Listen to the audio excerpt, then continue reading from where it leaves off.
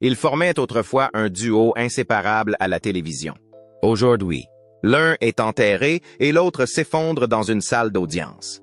Qu'est-ce qui a pu transformer une amitié de plus de 10 ans en une tragédie sanglante? Se pourrait-il que derrière ces voyages de chasse à l'Antiquité apparemment innocents, se cachait un conflit qui couvait depuis longtemps et qui a fini par exploser en une conclusion choquante? Aujourd'hui, nous découvrons la vérité troublante qui se cache derrière la mort de Frank Fritz, le star d'American Pickers, et la sentence prononcée à l'encontre de Michael Wolff, l'homme qui l'appelait autrefois son ami. La mort de Frank a stupéfié les fans de toute la nation, non seulement en raison de la perte d'une personnalité télévisuelle bien aimée, mais aussi en raison des sombres révélations qui ont lentement émergé de derrière un rideau de normalité. Cœur et âme d'American Pickers. Frank a quitté discrètement l'émission, important avec lui des blessures invisibles, à la fois physiques et émotionnelles. Dans un premier temps, on a prétendu que Frank avait été victime d'une grave attaque cérébrale qui l'avait affaibli et l'avait éloigné de la vie publique. Mais plus l'enquête avançait, plus l'histoire devenait troublante. Les dossiers médicaux ne correspondaient pas aux signes trouvés sur les lieux. Ses amis se souviennent que Frank vivait dans la peur et qu'il se croyait surveillé, à une occasion. Il a même avoué que des gens essayaient de le faire taire. D'abord considéré comme des symptômes de dépression chronique et d'anxiété. Tout a changé après qu'une autopsie a révélé des traces de poison dans son sang. Mike Wolff, son partenaire de longue date dans l'émission, a d'abord semblé accablé de chagrin, visiblement ébranlé et ému lors de ses apparitions dans les médias. Mais ce chagrin était-il sincère ou s'agissait-il du dernier acte d'une performance bien préparée destinée à cacher quelque chose de bien plus sinistre? Mais des enquêteurs perspicaces ont remarqué des divergences entre son témoignage, la chronologie des faits et de mystérieuses transactions financières. Une série d'indices ont commencé à s'assembler comme les pièces d'un puzzle effrayant. Un transfert d'argent inhabituel, une caméra de surveillance hors service, la nuit où Frank a été retrouvé inconscient, et un étrange échantillon d'ADN au domicile de la victime. La police a commencé à enquêter sur la véritable nature de la relation entre les deux hommes. Bien qu'ils soient en apparence des amis proches et des partenaires de télévision, derrière la caméra se cachent des disputes et des différences irréconciliables. Frank se sentait abandonné, remplacé, et doutait de plus en plus de la loyauté de Mike. Mike, confronté à la possibilité du retour de Frank et de la reprise de son ancien poste, a été poussé à bout. Le procès a duré des semaines, avec des preuves effrayantes et des témoignages choquants de ceux qui avaient connu les deux hommes. Et finalement, le verdict a été rendu. Mais avant que la justice ne puisse accomplir sa tâche, Mike Wolff, l'icône d'un jour, s'est effondré, important avec lui dans la tombe tous les secrets inachevés. Reste à savoir si c'est vraiment la fin ou si ce n'est que la partie émergée de l'iceberg dans le monde de la télévision où l'amitié, la célébrité et la trahison s'entremêlent dangereusement. Lorsque la nouvelle de la mort soudaine de Frank à son domicile a été annoncée, le public a été instantanément et profondément attristé. Les hommages ont afflué sur les réseaux sociaux. On se souvient de Frank comme du cœur de la série, un homme bourru mais sympathique, le contraste parfait avec le comportement doux et charmant de Mike Wolff. Mais 6 semaines seulement après les funérailles, une enquête discrète a été ouverte dans l'Iowa. Au début, ce n'était qu'une petite question. Un médecin légiste a remarqué quelque chose d'anormal dans le rapport d'autopsie. Frank avait un taux mortel de fentanyl dans son organisme. À première vue, cela ne semble pas inhabituel. Le fentanyl est un puissant analgésique parfois prescrit en cas de forte douleur après un accident vasculaire cérébral. Mais il y avait un problème. Frank n'avait pas d'ordonnance, pas d'antécédent de consommation et, selon ses proches, il était en fait terrifié par ce médicament. Il n'y a jamais touché. Il n'y avait aucune raison pour que la substance se trouve dans son organisme, à moins que quelqu'un ne l'ait introduite intentionnellement. Ses soupçons ne pouvaient être ignorés. La police locale a contacté la DEA, puis le FBI. Ce qui a commencé comme une enquête sur une mort naturelle s'est rapidement transformé en une véritable enquête criminelle. Ils ont fouillé les téléphones, Les enregistrements GPS, les courriels effacés, les messages textuels, et un nom revenait sans cesse, Mike Wolfe. Pour le public, Mike était un homme charmant, un entrepreneur créatif qui avait fait de la chasse aux antiquités une forme d'art. Mais à l'intérieur, c'était un homme obsédé par le pouvoir, le contrôle et surtout la propriété absolue de l'héritage de l'émission. Après le départ de Frank, Mike a non seulement gardé secrètes ses véritables raisons, mais il a aussi commencé à prendre des mesures froides et discrètes. Il a déposé la marque pour le nom Frank Fritz quelques semaines seulement après la mort de Frank. Il a secrètement approché un tiers pour acheter la participation de Frank dans l'entreprise, comme si le décès était une occasion de reprendre entièrement la marque. Et puis, il y a eu la preuve la plus incontestable. La caméra de la sonnette d'un voisin avait filmé Mike près de la maison de Frank la nuit même où, selon les procureurs, la dose fatale de fentanyl avait été administrée. Personne ne voulait y croire. Comment pouvait-il s'agir de Mike Wolfe? L'homme qui appelait Frank son frère, son compagnon à l'écran depuis des décennies? Cela semblait impossible. Mais les preuves ne mentent pas. Et le masque de la télévision ne peut pas cacher éternellement une sombre vérité. Et lorsque le procès a commencé, il s'est déroulé comme une émission de télé-réalité que l'on ne pouvait pas arrêter. Un drame sombre, plein de suspense, où le pays tout entier a suivi chaque détail, chaque témoignage, chaque mensonge qui a été épluché, révélant une vérité horrifiante et déchirante. Mike Wolfe était non seulement accusé d'avoir trahi Frank Fritz, l'homme qu'il considérait comme son âme sœur, son compagnon de route, mais aussi d'avoir froidement et délibérément empoisonné son meilleur ami pour tout lui prendre, sa réputation, son héritage et toute la marque qu'ils avaient bâtie ensemble. Une peine de prison à vie le guettait, et la mort soudaine de Mike sous les yeux du système judiciaire, l'organisme chargé de faire respecter la loi et la justice, a marqué la fin sombre de l'un des chapitres les plus sombres de l'histoire de la télé-réalité.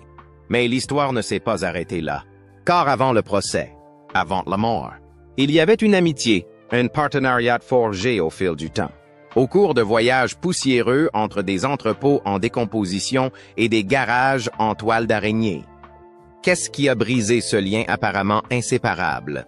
Qu'est-ce qui a rendu Mike Wolfe, qui a un jour appelé Frank son frère, capable d'une telle cruauté? Pour comprendre les racines de cette tragédie, nous devons remonter le temps jusqu'à l'endroit où tout a commencé. Au premier jour d'Asterisk American Pickers, Asterisk. L'apogée de deux amis partageant la même passion et le même désir d'écrire une histoire très américaine. Au début des années 2000. Lorsque la télé-réalité était encore un nouveau domaine, pas encore dominé par les rencontres scénarisées ou les drames sensationnels, Mike Wolfe avait une vision, ni tapé à l'œil, mais si réelle qu'il était impossible de l'ignorer. Il n'est ni producteur, ni acteur, ni soutenu par un empire médiatique. Ce qu'il a, c'est de la ténacité, un œil vif pour les antiquités et un amour irrésistible pour la recherche de trésors perdus. Mike est un véritable butineur depuis son plus jeune âge. Il parcourait les petites villes, frappait aux portes, demandait aux gens ce qu'ils avaient à vendre. Parfois, il s'agissait de véritables trésors, plus souvent de déchets, d'objets cassés ou sans valeur. Mais cela ne l'a jamais arrêté. Il a imaginé une émission qui retranscrirait le frisson de la chasse au trésor, l'excitation de la négociation pour chaque objet, la fascination de la découverte de trésors oubliés et le lien profond entre un objet et la personne qui l'a possédé. Ce n'était pas seulement une émission sur les antiquités, c'était un voyage à travers les souvenirs. Et puis Frank Fritz est arrivé. Frank est l'opposé de Mike à bien des égards. Alors que Mike est extraverti, optimiste, charismatique et énergique, Frank est plus calme, plus réservé et plus humble.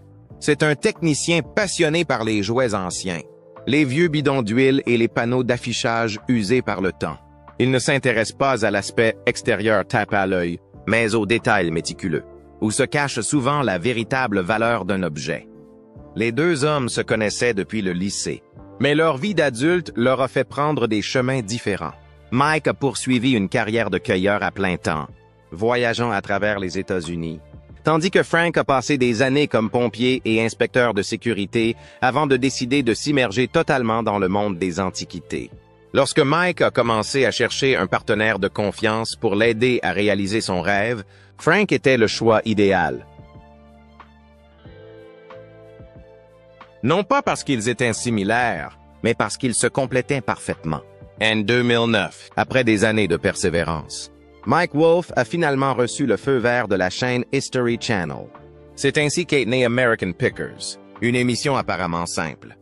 Deux hommes dans un camion, parcourant les routes de l'Amérique à la recherche d'objets oubliés. Mais la combinaison unique de Mike et Frank et de leurs récits a fait de l'émission un phénomène. Dès sa première saison, American Pickers a attiré un nombre record de téléspectateurs. Les téléspectateurs ont été captivés non seulement par leur amour des antiquités, mais aussi par l'alchimie naturelle entre les deux animateurs. Mike a des talents de négociateur et une grande capacité à repérer les valeurs cachées, tandis que Frank apporte une profondeur et une connaissance incroyable des objets de collection, ce qui rend l'émission plus authentique et plus sympathique que jamais. Mais la caractéristique la plus spéciale de l'émission ne réside pas dans les objets, mais dans les personnes.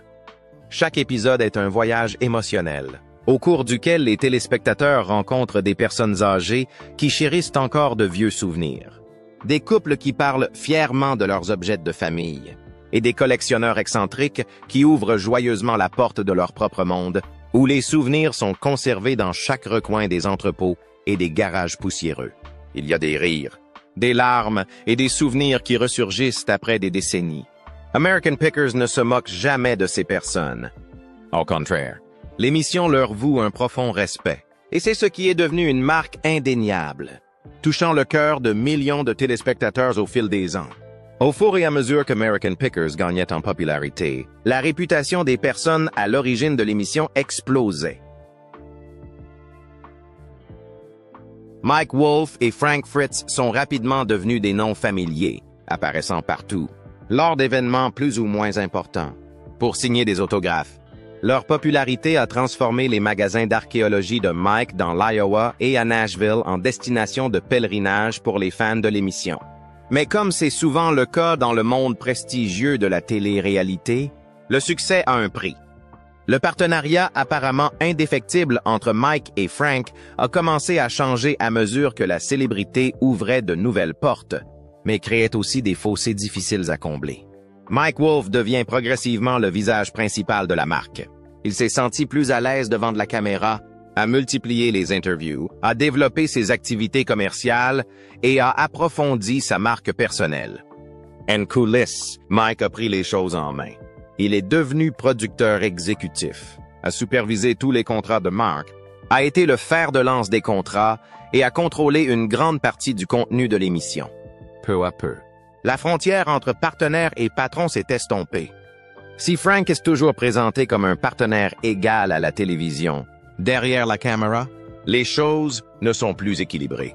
Les personnes qui ont travaillé en étroite collaboration avec eux ont révélé des conflits cachés qui persistaient depuis des années. Frank se sentait de plus en plus exclu. Ses idées ne sont plus entendues, ses contributions sont négligées et il se sent de plus en plus dévalorisé. Selon d'anciens membres de l'équipe, Mike a commencé à agir comme si l'émission était sa propriété personnelle plutôt que le travail d'équipe qu'elle avait été. Le déséquilibre n'était pas seulement une question d'ego, c'était une structure de pouvoir. Mike était propriétaire d'Asterisk Antique Archaeology Asterisk. Mike contrôlait la société de production et avait le dernier mot sur les décisions créatives. Au cours de la 10e saison, les téléspectateurs fidèles ont commencé à remarquer un changement marqué. Frank semblait plus calme. Son temps de présence à l'écran est réduit. Il est absent des campagnes de promotion et n'apparaît pratiquement pas dans les interviews. Des rumeurs ont commencé à se répandre. Certains pensent que Frank souffre de problèmes de santé. D'autres parlent de tensions internes. La série n'a jamais officiellement abordé la question, mais les médias sociaux ne l'ont pas fait. Puis la nouvelle a été confirmée. Frank ne reviendrait pas. La raison officielle était qu'il avait besoin d'un congé pour se remettre d'une opération du dos. Une déclaration vague et prudente qui évitait de s'engager sur quoi que ce soit de précis. Mais ce qui a choqué les fans, ce n'est pas le départ.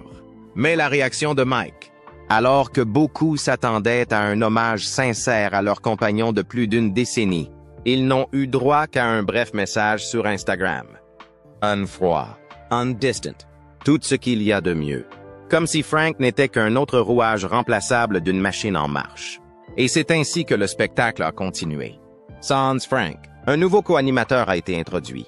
L'audience a baissé, mais la marque Archéologie Antique a continué à prospérer. Les marchandises se vendent toujours aussi bien.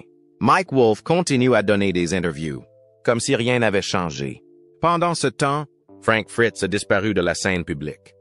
Mais en coulisses, la vérité n'était pas si paisible. Frank se débattait dans l'ombre. Selon des amis proches, il se sentait non seulement abandonné par l'émission, mais aussi par Mike, son ami de longue date. Frank pensait qu'il méritait mieux. Dans son esprit, il n'était pas seulement un co-animateur, il était un cofondateur, l'homme qui avait accompagné American Pickers depuis le début. Il avait contribué à créer une base de fans fidèles, en apportant du caractère à l'émission. Et voilà qu'il est discrètement et amèrement écarté. Le choc a plongé Frank dans une crise. Il recommence à boire, ne se présente plus aux événements publics, prend du poids et devient de plus en plus déprimé. Sa dépression n'a cessé de s'aggraver. C'est alors qu'il a été victime d'une attaque cérébrale. C'est le début de sa fin tragique. Ce qui s'est réellement passé entre Frank et Mike reste un mystère. Certains disent que c'est la faute à l'ego, d'autres à l'argent. Certains pensent qu'il y a eu une trahison plus profonde, que les spectateurs n'ont jamais vue à l'écran. Mais quelle qu'en soit la cause, l'amitié qui avait été le fondement d'American Pickers s'était complètement effondrée. La mort de Frank aurait dû être un signal d'alarme, un moment de gratitude et de souvenir. Au lieu de cela, les actions de Mike Wolf, ou plutôt son silence, ont choqué le public. Il n'a pas assisté à l'enterrement, n'a pas publié de mémorial, n'a pas partagé la moindre note émotionnelle dans les premiers jours qui ont suivi le décès de son vieil ami. Tout cela n'était qu'une étrange accalmie dans la tempête des soupçons. Ce que le public ne savait pas, c'est qu'en coulisses, une enquête discrète était en cours. Les rapports toxicologiques ont montré que Frank avait des niveaux mortels de fentanyl dans son système, une drogue dangereuse, et qu'il n'avait pas d'ordonnance légale. Les questions se multiplient. Qui a donné la drogue à Frank? Qui a pu profiter de sa mort? Et que faisait Mike Wolf près de la maison de Frank la veille du jour où il a été retrouvé inconscient? La célébrité peut être glamour, mais elle peut aussi être une épée à double tranchant. Pour Mike et Frank, c'était comme un train en marche, brillant, violent et impossible à arrêter. Au fur et à mesure qu'American Pickers est devenu un phénomène, que l'entreprise derrière l'émission s'est transformée en une énorme source d'argent, la simplicité originelle s'est estompée. Il n'était plus amusant de trouver une moto des années 1930 sous une bâche poussiéreuse dans le Tennessee rural. Fini le plaisir de trouver un vieux panneau pétrolier dans un entrepôt en ruine. Aujourd'hui, tout tourne autour des contrats, des profits, des accords de licence et du pouvoir en coulisses. Et dans ce monde de calcul, Mike Wolf s'impose comme un homme d'affaires solide. Ed Frank, qui était son âme sœur, n'est plus qu'une ombre, luttant contre lui-même, lentement emporté par le tourbillon qu'il a contribué à créer. Mike Wolf a tranquillement consolidé son pouvoir. Il a engagé une équipe d'agents, d'avocats et de consultants en relations publiques. Petit à petit, Mike a commencé à déposer des marques déposées pour les expressions exclusives associées à la marque American Pickers et au domaine des antiquités. Il a étendu son empire à de nombreux projets secondaires, des marchandises aux droits médiatiques, créant ainsi un réseau étroit de marques fonctionnant comme une entreprise. Pendant ce temps, Frank Fritz avait un tout autre rêve. Il voulait juste une vie simple, passer à la télévision, discuter avec les fans et profiter de la joie de découvrir des antiquités qui ont de l'âme. Deux amis proches de Frank affirment que depuis la 6e saison, le ton entre lui et Mike a considérablement changé. Un membre de l'équipe se souvient d'un incident survenu en Alabama au cours de la 8e saison. L'équipe est allée tourner dans un garage de voitures anciennes appartenant à un ancien combattant de la guerre de Corée. Frank est entré en contact avec l'homme plus âgé au cours d'une conversation, sincère et touchante sur sa passion pour la collection de souvenirs de stations-service. Ce fut un moment rare, chaleureux et émouvant à la télévision. Mais lorsque l'épisode a été diffusé, la scène entière a été impitoyablement coupée. À la place, on voit Mike négocier les prix et insister sur le potentiel de revente des antiquités. Frank était furieux. Il s'est senti effacé de l'histoire, effacé d'un moment qui était le sien. Et selon les initiés, Frank n'était pas le seul à se sentir ainsi. D'autres membres de l'équipe, des propriétaires de magasins aux experts, en passant par les invités et les cueilleurs, ont vu leur scène coupée, à moins qu'elles ne servent à améliorer l'image de Mike Wolfe. Au fil du temps, Mike a semblé vouloir être le héros de chaque épisode. Ce contrôle s'est étendu à tous les aspects de la marque American Pickers, des scénarios aux médias sociaux. Mike a même déposé des droits d'auteur sur les phrases qui apparaissaient fréquemment dans l'émission, afin de s'assurer que tous les revenus tirés des produits dérivés reviennent à sa SARL. Les comptes officiels des médias sociaux ne sont plus contrôlés par la chaîne, mais par l'équipe de Mike. Il a engagé des consultants personnels pour construire son image publique et toutes les interviews devaient être approuvées par ses représentants. Selon un ancien cadre qui a travaillé sur les premières saisons, Mike savait comment utiliser sa célébrité à bon escient. Il savait que la chaîne avait besoin de lui et il n'avait pas peur de menacer de quitter l'émission si les choses n'allaient pas dans son sens. Et la vérité, c'est que les choses allaient toujours dans son sens. La presse souriait encore, mais derrière les portes closes, Mike était un bulldozer. Frank a tout vu. Il commence à manifester son mécontentement pendant le tournage. Il lui arrivait de partir en plein milieu d'une discussion animée. À un moment donné, il a refusé de promouvoir de nouveaux épisodes parce qu'il n'était pas satisfait de la façon dont il était représenté. Frank estimait que Mike était promu comme la seule star, alors que lui, qui avait aidé à construire l'émission, était relégué à un rôle de soutien. L'équipe de production a également rapidement remarqué la disparition des rires spontanés entre Mike et Frank, moment qui symbolisait autrefois la véritable amitié et la camaraderie. Désormais, chaque interaction semble forcée, tendue et scénarisée. Horse camera. Les deux hommes se parlent rarement, sauf en cas d'absolue nécessité. Le Camion, qui était autrefois un espace rempli de rires et d'histoires de petites villes, était devenu un véhicule silencieux. Frank conduisait souvent seul pendant que Mike était occupé à construire son empire personnel. Mike a acheté des propriétés dans le Tennessee et l'Iowa, agrandissant ses anciennes fouilles archéologiques et les transformant en attractions touristiques. Les fans faisaient la queue pendant des heures pour apercevoir son bureau ou prendre une photo avec le camion emblématique. Les produits dérivés se sont envolés des rayons, qu'il s'agisse de t-shirts, de tasses, de posters ou même de pieds de biche dédicacés. Au fil des saisons, Mike Wolfe est devenu plus qu'un simple directeur de série. Il est devenu une marque. Il a commencé à se lancer dans des projets en solo, selon un ancien cadre de la chaîne. Il y a même eu des discussions internes pour donner à Mike une toute nouvelle émission. Sans Frank, interrogé sur ces rumeurs, Wolfe les a publiquement démenties, mais les graines du doute avaient été semées. Selon plusieurs sources, ce qui a le plus blessé Frank, ce n'est pas seulement la différence de réputation, mais aussi le silence de Mike.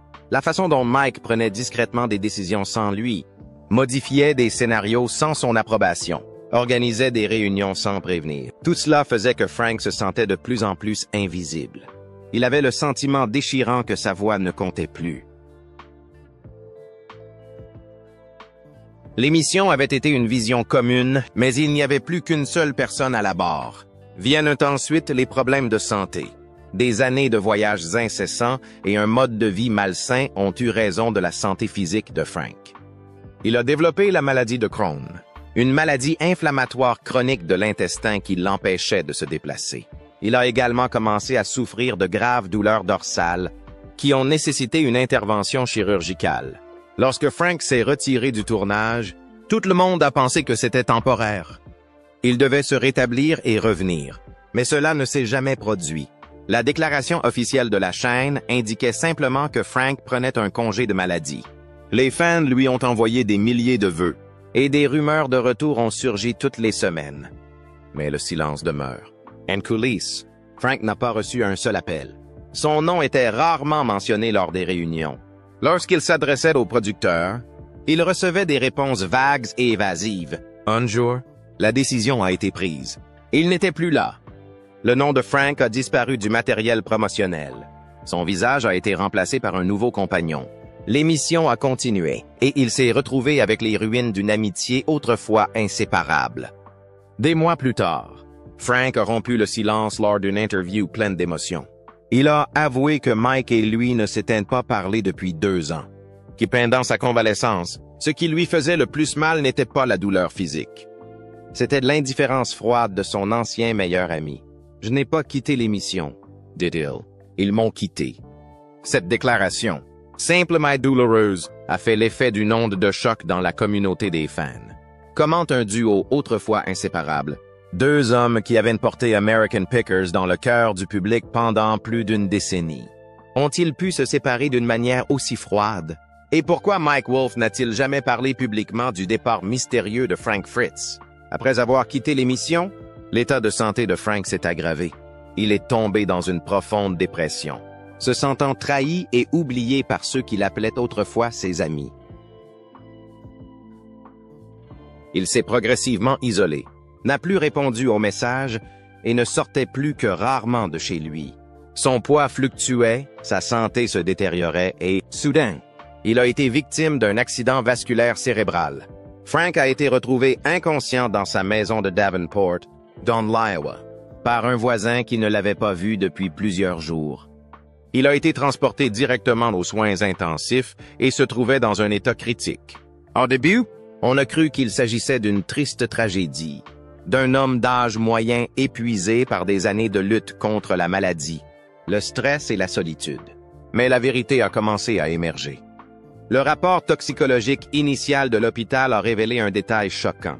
Frank a été testé positif au fentanyl, pas seulement à des traces, mais à une dose mortelle.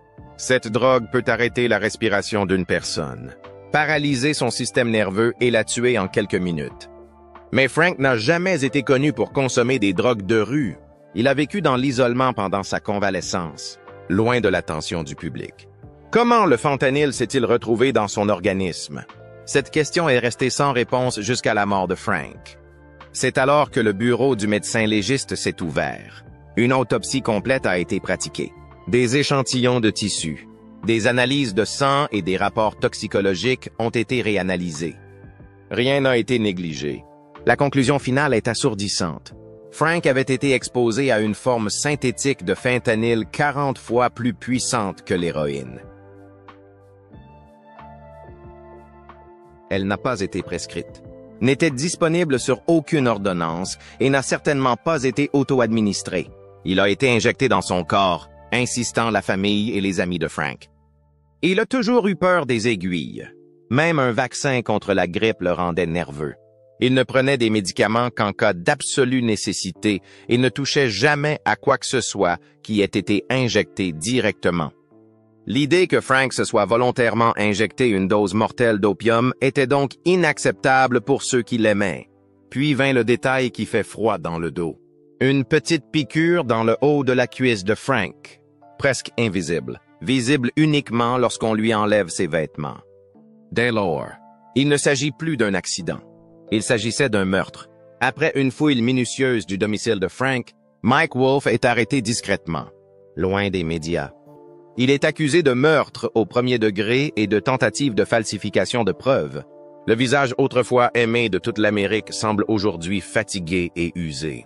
Le sourire qui était autrefois si familier a disparu. Les rides autour de ses yeux sont plus profondes et son regard est empli de tristesse. Mike nie avec véhémence toutes les accusations. Lors de sa première audition, il a clamé son innocence, affirmant que les preuves étaient circonstancielles. Mais le verdict final sera rendu au tribunal, où la vérité sera révélée sans pitié. Avec la disparition de Frank et la révélation de la vérité sur le fentanyl, un procès historique s'ouvre, éminent Mike Wolfe, autrefois icône d'une émission de télévision nationale, devant la justice. Les procureurs se sont largement appuyés sur les preuves obsédantes présentées au procès. arguant que le besoin de contrôle de Mike Wolf était plus qu'une simple habitude. C'était devenu une obsession tordue. Pour lui, Frank n'était plus un partenaire de confiance, mais un obstacle. Une épine dans le pied. Une entrave à ses projets de domination totale de l'Empire qu'il voulait si désespérément posséder.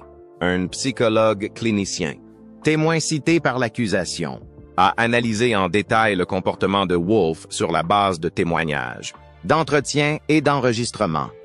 Il a décrit Wolf comme présentant les traits classiques du trouble de la personnalité narcissique. Arrogance, manque d'empathie, obsession du contrôle et de soif insatiable d'admiration à tout prix. La salle d'audience s'est figée à la lecture de l'enregistrement. La voix froide de Mike décrivant Frank comme un poids mort lors d'une réunion privée. Dans un courriel adressé à son partenaire commercial, il a écrit « Lorsque tout cela sera à moi, nous pourrons enfin passer à l'échelle supérieure sans aucun obstacle. » Et tout le monde a compris qu'il ne parlait pas de l'émission. Mais de Frank. L'accusation n'a pas seulement inculpé Wolf de meurtre, mais a également refondu toute l'affaire en une décision commerciale froidement calculée. La dernière étape d'une longue série d'actions visant à éliminer tout ce qui faisait obstacle à sa domination. Le sourire qu'il avait fait aimer du public dans tout le pays et lui avait valu de gros contrats, des millions de dollars, avait disparu. Devant le tribunal, Mike Wolf se met à nu devant la lumière de la justice. Toutes les pensées privées, tous les mouvements délibérés, toutes les ambitions impitoyables ont été révélées au grand jour. Les détectives sont sur la piste. 3 semaines seulement après la mort de Frank, Wolf avait discrètement déposé des documents juridiques pour prendre le contrôle de son image et de sa signature. Dans le même temps, une demande a été déposée par l'intermédiaire de son avocat pour retirer à Frank la propriété de l'archéologie antique, ce qui a renforcé les soupçons. Puis vint le rapport d'autopsie. Une petite piqûre ressemblant à une aiguille a été trouvée dans le haut de la cuisse de Frank. Un endroit étrange, peu susceptible d'avoir été injecté par lui-même étant donné son état de santé fragile après un accident vasculaire cérébral. La concentration de fentanyl dans son organisme était suffisamment élevée pour tuer une personne et, plus importante encore, elle prouvait que la dose avait été administrée intentionnellement et non accidentellement. Alors que Mike Wolf était assis en silence au tribunal, les preuves s'accumulaient.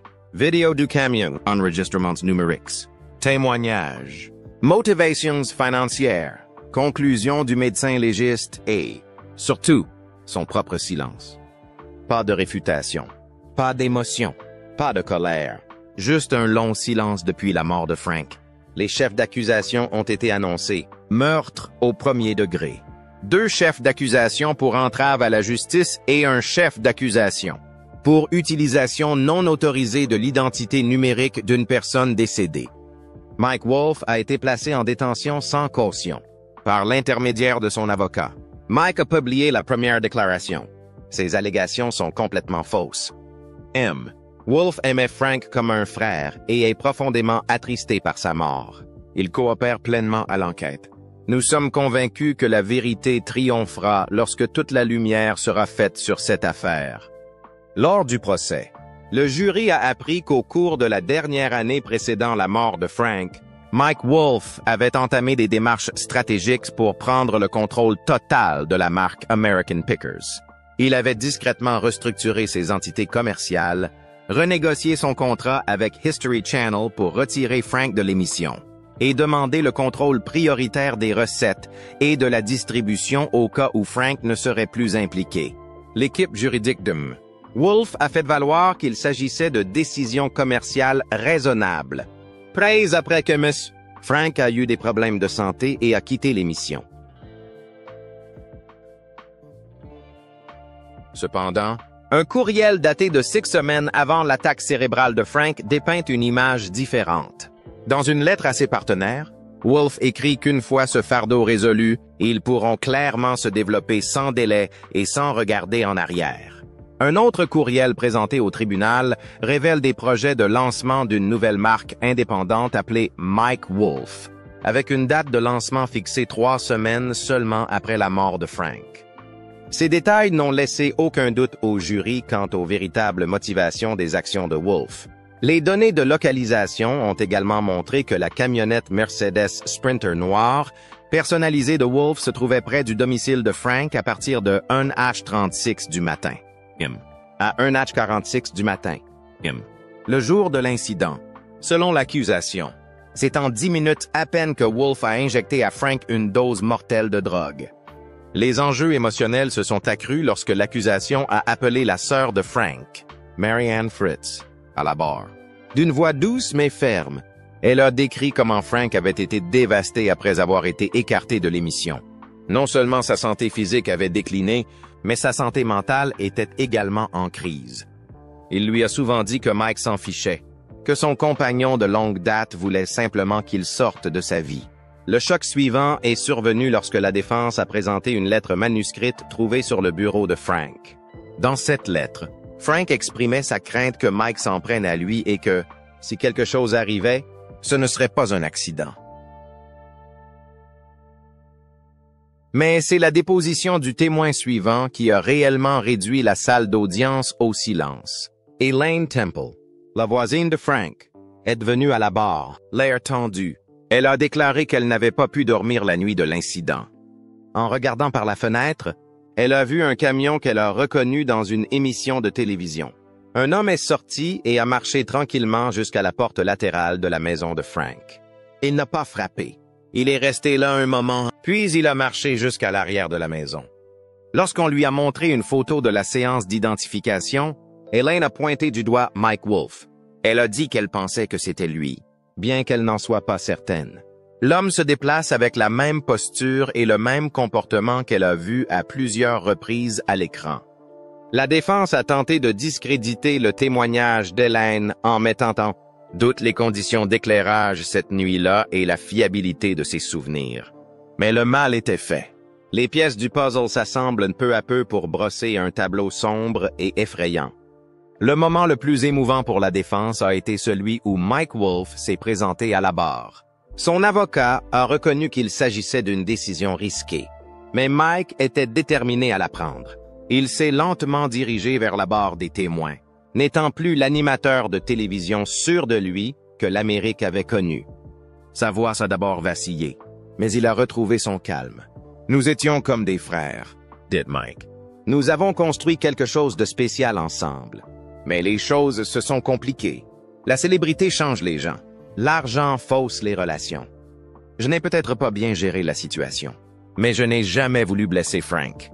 Il a expliqué les SMS trouvés sur son téléphone personnel. C'est à ce moment-là que j'étais en colère. La pression du travail m'a fait perdre le contrôle. J'ai dit des choses que je regrette, mais cela ne veut pas dire que je l'ai tué. Frank me manque tous les jours. Nous nous sommes disputés, mais je jure que je ne lui ferai jamais de mal. Je ne pourrais pas vivre si je le faisais. Mais ces excuses n'ont pas convaincu le jury. Les preuves contre Mike Wolf sont trop fortes, trop cohérentes. Après des semaines de débats dans une salle d'audience étouffante où le temps semblait s'être arrêté, tous les regards étaient tournés vers Mike Wolf, l'homme qui avait été une icône de la télévision nationale et qui se tenait désormais immobile comme une statue. Une lumière froide éclaire son visage pâle, puis la voix grave et décidée du juge rompt la tension. Dans cette salle d'audience, l'accusé, Michael Wolf, est déclaré coupable. Un souffle emplit la salle, comme un vent froid qui parcourt l'échine de tous les témoins. Tous les regards sont tournés vers Mike Wolf, attendant une réaction, un signe de remords ou de colère. Mais il est resté immobile. Ses yeux étaient vides, fixes, sans cils. Puis, pendant ce qui lui a semblé être une éternité, il a cligné des yeux. Un clignement lent et lourd, comme s'il essayait d'assimiler une vérité insupportable. Et puis l'effondrement, une démonstration complète d'impuissance. Ses genoux se dérobent. Son corps massif s'effondra sur le sol de pierre froide avant que quiconque ne puisse réagir. Le premier cri d'horreur retentit. Mike Wolf est allongé, immobile, les bras en croix, le visage baissé. Ses cheveux gris sont emmêlés. Pour la première fois, la salle d'audience s'est figée comme si le temps s'était arrêté. C'est alors que le chaos éclate. Le cliquetis des chaises, Le martèlement des pas. Le bruit de la panique emplit ce clair. L'équipe médicale se précipite. Ils s'agenouillent à côté de lui et commencent avec les compressions thoraciques, faisant tout ce qu'ils peuvent pour sauver la vie de l'homme qui vient d'être condamné. Un masque à oxygène est placé à la hâte sur son visage désormais pâle. Des questions inquiètes fusent. Où est le pouls? Quelle est la tension artérielle?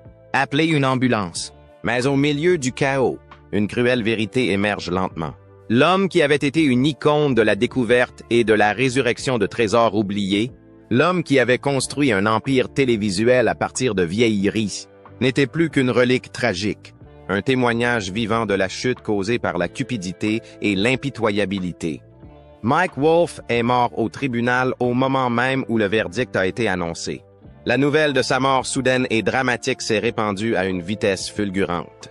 Choquant le monde entier, comment une histoire qui n'était qu'une rumeur sensationnelle a-t-elle pu devenir une réalité aussi cruelle? Comment une émission de télévision populaire, une amitié qui semblait indéfectible, ont-elles pu se terminer par une trahison et une mort aussi obsédantes? La mort de Mike n'est pas seulement la fin d'un homme, c'est aussi la chute d'une image. D'icône aimée dans le cœur du public, Mike est devenu un testament tragique du terrible prix de la célébrité, de l'argent et du pouvoir lorsqu'ils sont poussés à leur paroxysme.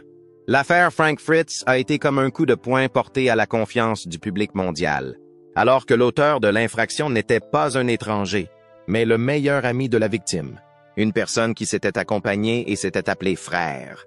La mort soudaine de Mike sur le lieu même où la justice a été rendue a laissé un lourd écho et d'innombrables questions sans réponse. Il est tombé au moment où la vérité a été révélée, comme si la sentence était le coup de grâce. Dans un moment où le temps a semblé s'arrêter, l'homme qui représentait autrefois le voyage à la recherche de trésors, oublié, est devenu une relique de sa propre ambition aveugle et de ses mauvais choix. Mais est-ce que la fin? Si vous voulez continuer à explorer les derniers mystères de l'affaire Frank Fritz et approfondir la vérité derrière la mort de Mike Wolfe, n'oubliez pas d'aimer la vidéo, de vous abonner à la chaîne et d'activer la cloche de notification. Car parfois, la vérité n'est pas seulement la fin, c'est le début d'un autre cauchemar.